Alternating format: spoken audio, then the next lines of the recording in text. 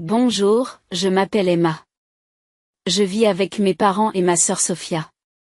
Elle est très jolie et très intelligente. Nos parents semblent toujours l'aimer plus que moi. Ils lui accordent beaucoup d'attention, mais pas autant à moi. Ils me réprimandent souvent parce que je reste souvent dans ma chambre. Ils me disent des choses comme « Tu te caches toujours. Tu devrais être plus active. » Nous ne serons pas là pour toujours, vous savez, je sais qu'ils ne seront pas là pour toujours. J'ai mes propres idées et je veux faire des choses, mais mes parents me considèrent comme une paresseuse et ne me prennent pas au sérieux. Un jour, ma sœur Sophia m'a parlé. Elle m'a dit, tu n'es pas aussi mignonne ou talentueuse que moi. As-tu déjà réfléchi au but de ta vie? J'ai répondu que j'étais satisfaite de ma vie, alors ne dis pas de choses bizarres. Elle a haussé les épaules et m'a dit, d'accord, comme tu veux, mais laisse-moi te faire part de quelque chose d'étonnant. Quelque chose d'extraordinaire. Qu'est-ce que c'est? Je vais me marier avec un homme très beau et très riche. Sophie m'a dit, félicitations.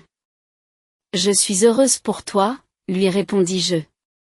Sophie a souri et m'a dit, tu es juste jalouse. Tu ne trouveras jamais quelqu'un pour t'épouser. Elle supposait que je ne pouvais pas trouver quelqu'un à épouser et pensait ainsi à elle-même. Je n'ai pas vraiment envie de me marier. Intéressée par le mariage. Alors que je le fasse ou non ne me dérange pas. Je lui ai dit que je pensais aller au mariage de ma sœur parce qu'elle est de la famille. Mais alors quoi?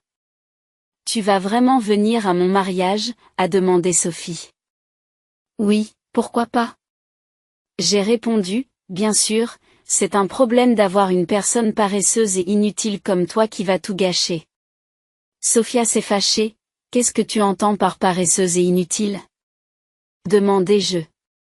C'est exactement ce que ça veut dire, une personne qui ne sait rien faire. Quelqu'un qui ne peut rien faire. Qui est complètement inutile. Explique Sophia.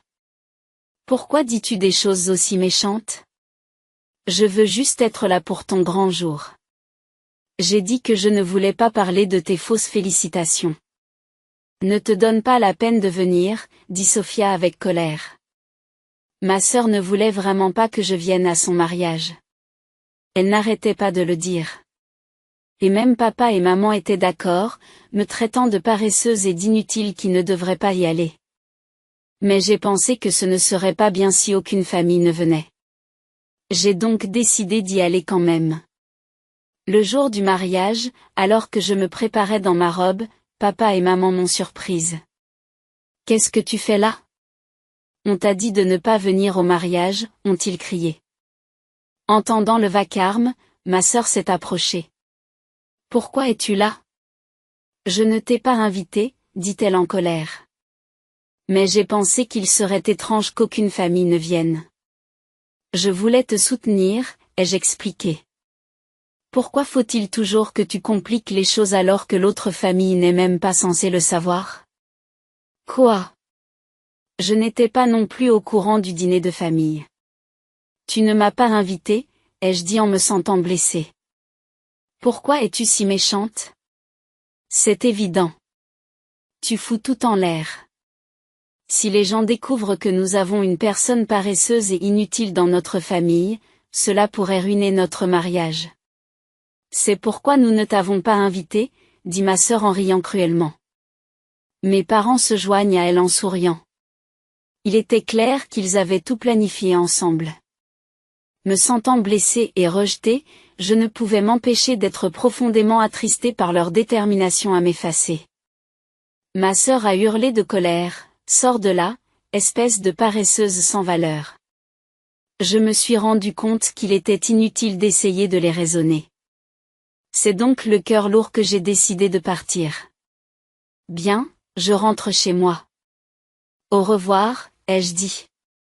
Se sentant vaincus, ils ont ri pendant que je leur disais au revoir. Ma famille a continué à me montrer du doigt et à se moquer de moi, en essayant de retenir ma frustration.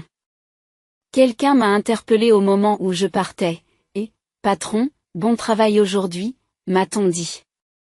Je suis, merci. Attendez, pourquoi dites-vous cela? Et qu'est-ce que vous portez? J'ai demandé, confus. Et celui qui se marie, tu ne le savais pas, ont-ils répondu. Quoi? Attendez. Comment le sais-tu, Caleb? Et pourquoi m'appelez-vous patron? J'ai demandé, déconcerté. Pour votre information, cette personne est le président de mon entreprise. Cette personne est le président de mon entreprise, ont-ils expliqué. C'est impossible que vous soyez le président, me suis-je exclamé, choqué. Et quel est votre lien avec Sophia? Ont-ils demandé. C'est ma sœur, ai-je répondu. Quoi? Sophia est votre sœur? Mais je ne t'ai pas vu. Avec les salutations de la famille, s'étonne Caleb. Eh bien, ma sœur ne m'a pas emmené à l'accueil, ai-je expliqué. Pourquoi aurait-elle fait ça, demande Caleb, perplexe. Elle pensait que j'étais juste une personne paresseuse et inutile, ai-je répondu. Sophia, est-ce vrai? Caleb a interrogé ma sœur, alors qu'elle est toujours dans sa chambre à regarder son ordinateur. Je ne pensais pas qu'elle faisait quelque chose d'important, a répondu ma sœur, l'air incertain. Mais Caleb ne l'entendait pas de cette oreille. Ne t'étouffe pas. La patronne nous donne des instructions précises depuis la maison. C'est une femme d'affaires compétente, dit Caleb avec colère, faisant comprendre à ma sœur l'erreur qu'elle venait de commettre.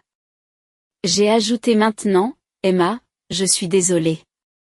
Je n'ai jamais pensé, balbutie ma sœur Sophia, réalisant son erreur. Ce n'est pas grave, ma sœur.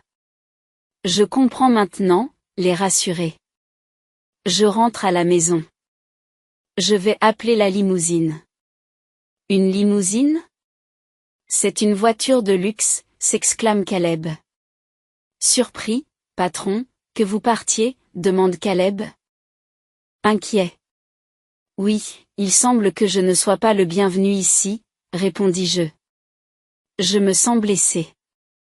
Et, qu'est-ce que tu fais, Sophia? Comment oses-tu parler au patron comme ça? Caleb gronde ma sœur, se mettant en colère. Mais je ne savais pas. Comment peux-tu me reprocher de ne pas savoir? Sophie s'est défendue, semblant avoir des remords. L'ignorance n'est pas une excuse, patron. Je m'excuse pour l'impolitesse de Sophia, dit Caleb. Il prend ses responsabilités. Ce n'est pas grave. Elle fait partie de ma famille, alors tu n'as pas à t'excuser. Je l'ai rassuré. Non, je vais prendre mes responsabilités et annuler le mariage avec Sophia, a déclaré Cal. Quoi, Caleb? Qu'est-ce que tu racontes, s'exclame sa fille, surprise, silencieuse. Je ne peux pas pardonner à quelqu'un qui manque de respect à son patron. Caleb a craqué. Sa colère est évidente. Pourquoi es-tu si contrarié? Oui, j'ai dit des choses blessantes à Emma. Mais pourquoi cela t'affecte-t-il autant, demande Sophia, confuse. Tu vois, je dois beaucoup au patron. J'ai eu du mal à trouver un travail stable. Mes antécédents professionnels étaient en désordre et j'avais du mal à me faire embaucher quelque part. Les seules offres que je recevais provenaient d'entreprises qui ne traitaient pas bien leurs employés, les faisant travailler dans des conditions injustes. Au moment où j'étais sur le point d'abandonner et d'accepter l'un de ces emplois, j'ai reçu un entretien dans l'entreprise du patron, explique Caleb. Caleb parlait de la première fois qu'il a été embauché dans mon entreprise. Cela me rappelle des souvenirs. Je me souviendrai de ce qui s'est passé, ai-je dit en repensant au passé. La patronne a dit qu'elle voulait me voir, et pas seulement mon CV. Après avoir discuté un moment, elle a compris qui j'étais et m'a embauché.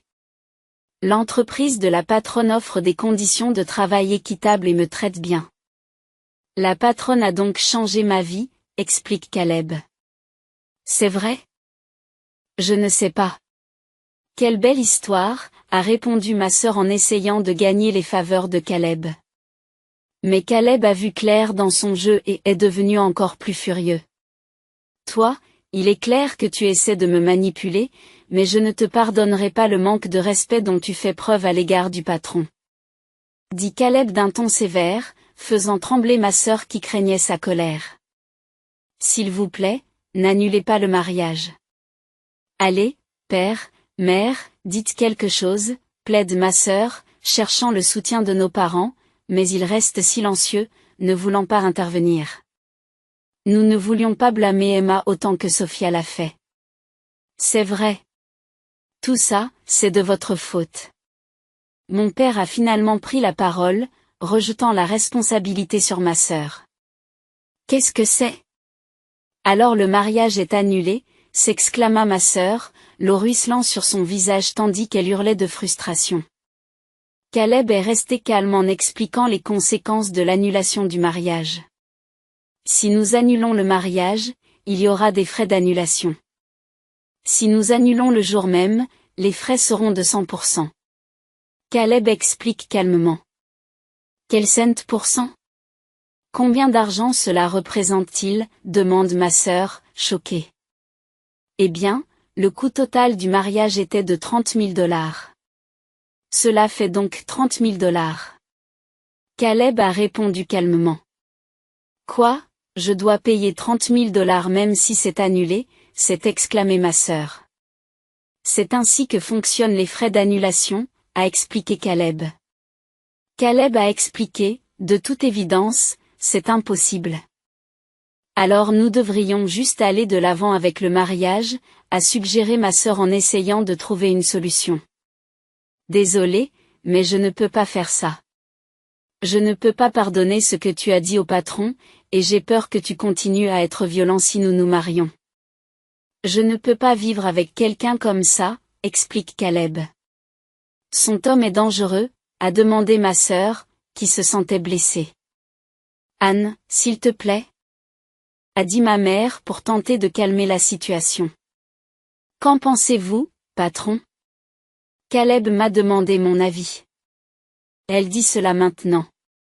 Mais elle te dit juste ce que tu veux entendre pour traverser cette situation, ai-je répondu calmement. Si vous vous mariez, elle commencera probablement à vous maltraiter aussi, en vous reprochant de ne pas faire assez de ménage alors que vous travaillez, ou en se plaignant des difficultés d'être une femme au foyer et en s'attendant à ce que vous fassiez toutes les corvées. Je vois. Alors il vaut mieux annuler le mariage, conclut Caleb, qui comprend la situation. Et, ne dis pas des choses aussi inutiles. J'ai failli le convaincre, a protesté ma sœur, frustrée. Tu as bien entendu? Elle a dit convaincre. Ce n'est pas un mot que l'on utilise avec quelqu'un que l'on veut épouser, n'est-ce pas? J'ai souligné le manque d'engagement sincère dans les paroles de ma sœur. Je pense que oui.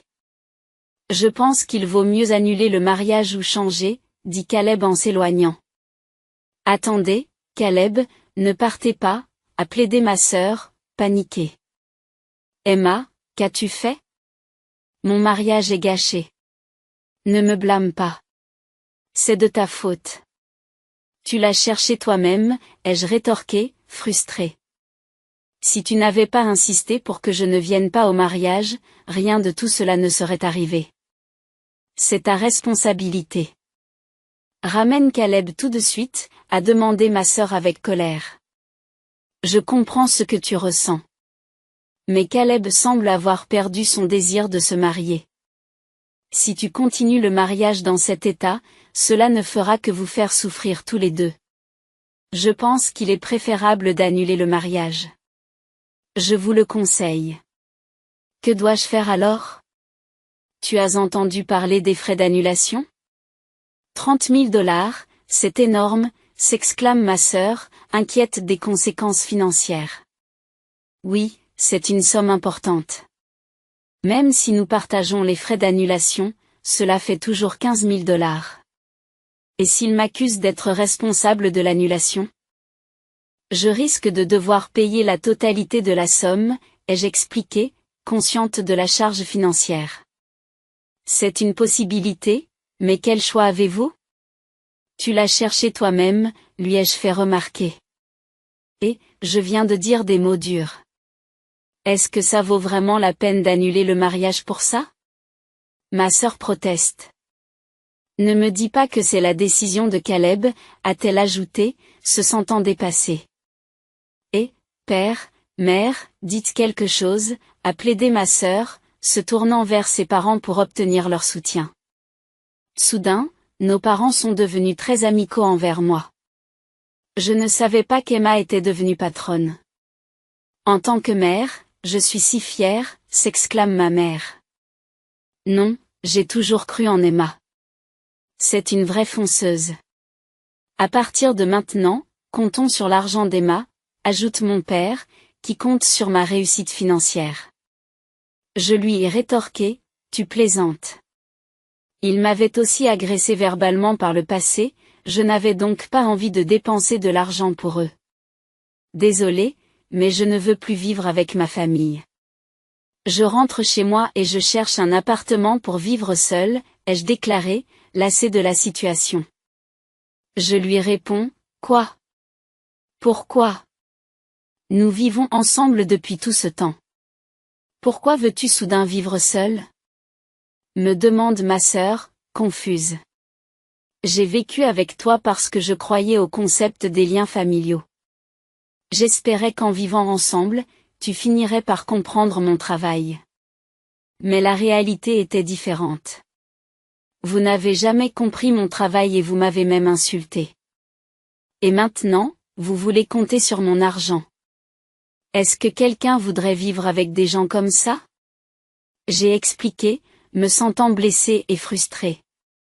Je comprends. Je suis désolée. À partir de maintenant, je te chérirai. Continue à vivre avec nous, s'il te plaît, d'accord? Ma sœur s'est excusée, espérant rétablir notre relation. J'ai dit non.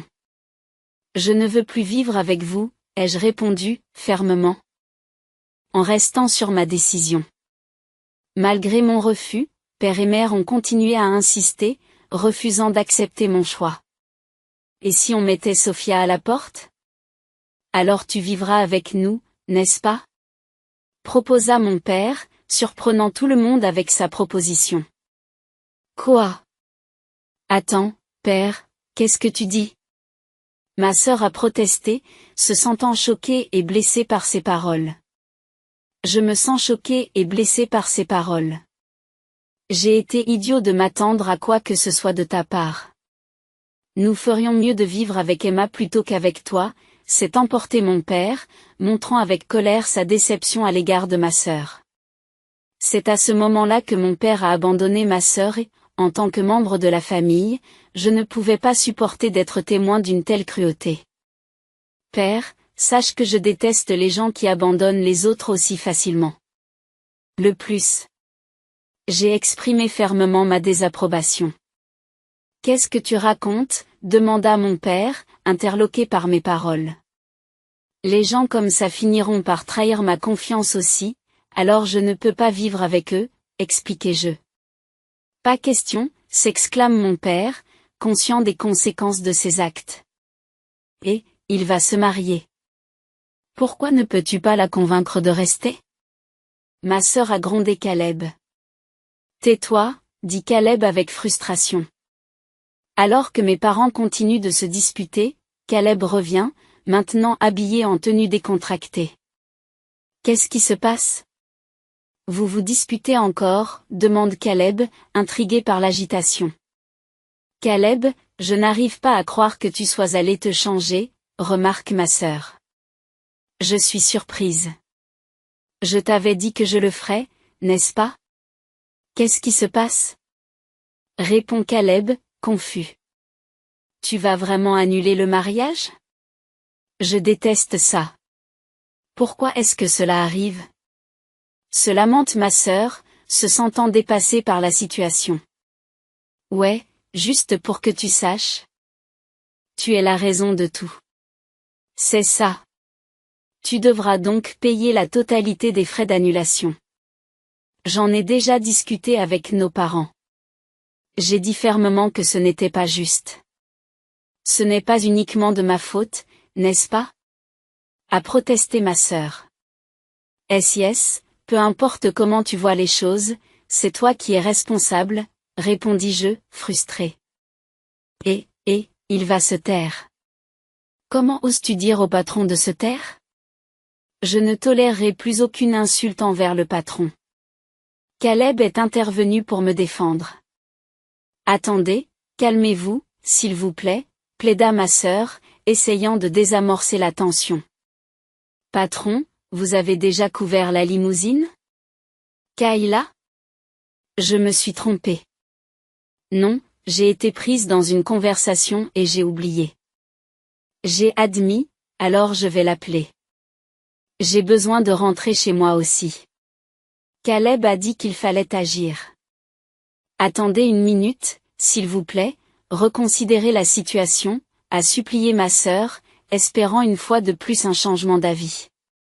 Qu'y a-t-il à reconsidérer? Je ne t'aime plus, tu sais, a répondu ma sœur avec prudence, ne dis pas que c'est ma faute. Je te promets que je ne dirai plus rien de terrible à Emma, plaide ma sœur, en essayant de se racheter. Nous avons déjà eu cette conversation plusieurs fois. Ça suffit, répondis-je, lassé par les excuses répétées. Patron, j'ai appelé la limousine. Elle sera bientôt là, m'informa Caleb. Elle sera bientôt là, m'informa Caleb. Alors attendons dehors. Je vais me changer. J'ai dit que j'étais prête à partir. Attends, Emma, parlons. Ma sœur m'appela en espérant une chance de se réconcilier. Il n'y a rien à dire, répondis-je, fermement décidé à laisser la situation derrière moi. Réveille Emma, père et mère nous supplient de nous passer de toi. Nous allons devoir compter sur l'argent de Sophie, plaida ma sœur. Mais Sophie devra payer les frais d'annulation et risque de se retrouver à court d'argent.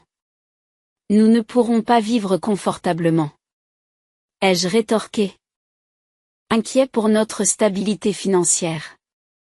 Père, mère, si vous avez besoin d'argent, pourquoi ne pas envisager un travail à temps partiel? Ai-je suggéré. Pas question, je ne veux pas travailler à cet âge. A protesté mon père. Ce n'est pas grave.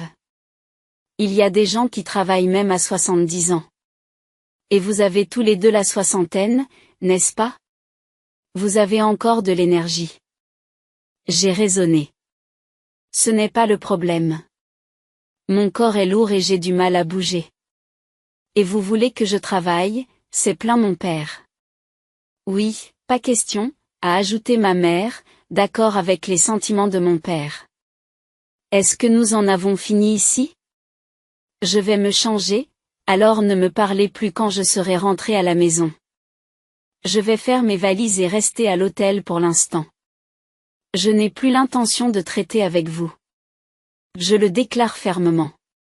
Et, attends-moi. Je t'en prie, ne pars pas. Ne nous abandonne pas, Emma, me supplie désespérément ma sœur et mes parents, mais je ne cesse d'ignorer leurs cris. Je me suis rapidement changée et j'ai quitté la salle. Le Lima de Caleb m'a ramené chez moi, où j'ai fait mes valises et me suis rendue à l'hôtel. Là, j'ai cherché des appartements, j'ai signé un bail immédiatement et j'ai complètement coupé les ponts avec ma famille. En conséquence de l'annulation du mariage, Sophia a dû payer les $30 000 de frais d'annulation. Et mes parents étaient tellement en colère qu'ils l'ont dissimulé. Finalement, ils se sont retrouvés à court d'argent et ont dû travailler à temps partiel. Sophia, qui n'avait nulle part où aller, a commencé à vivre comme une travailleuse homosexuelle. Pendant ce temps, je me concentrais sur le développement de mon entreprise, sur l'augmentation de mes revenus et sur une vie heureuse à l'abri de la toxicité de ma famille.